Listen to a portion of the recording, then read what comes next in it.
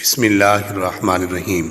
رب اشرح لی صدری ویسر لی امری واحلل عقدۃ من لسانی یفقہوا قولی۔ آج کی اس ویڈیو میں سونے جاگنے کی سنتیں اور آداب بیان کریں گے۔ ناظرین، نیند ایک طرح کی موت ہے۔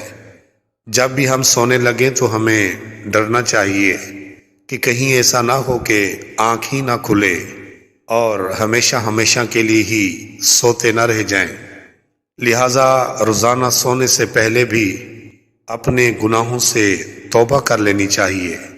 پیارے اور محترم مسلمان بھائیوں اور بہنوں، اگر ہم سنت کے مطابق دعائیں وغیرہ پڑھ کر سوئیں تو انشاءاللہ عز و جل ہمیں سونے کا بھی کچھ نہ کچھ فائدہ حاصل ہو ہی جائے گا۔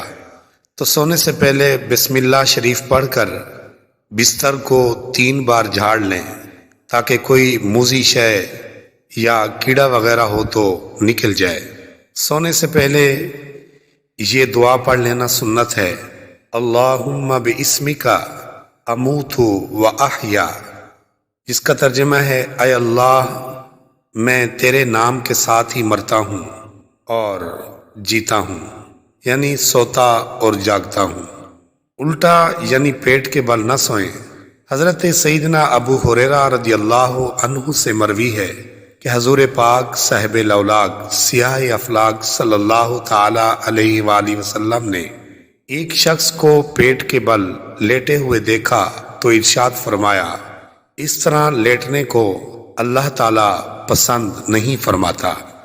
دائیں کروٹ لیٹنا سنت ہے۔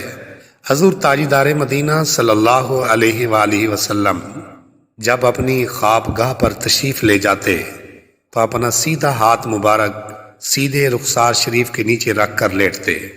قرآن مجید کے آداب میں سے یہ بھی ہے کہ اس کی طرف پیٹھ نہ کی جائے اور نہ ہی پاؤں پھیلائے جائیں، نہ پاؤں کو اس سے اونچا کریں، نہ یہ کہ خود اونچی جگہ پر ہوں اور قرآن مجید نیچے ہو۔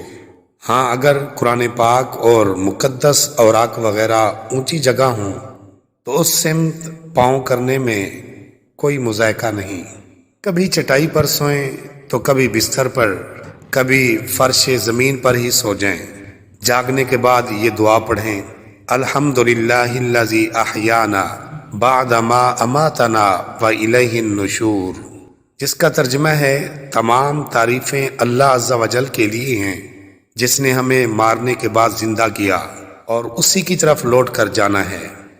آخر میں دعا ہے کہ اے ہمارے پیارے اللہ عز و جل، ہمیں کم سونے اور سنت کے مطابق سونے کی توفیق عطا فرما، آمین یا رب العالمین۔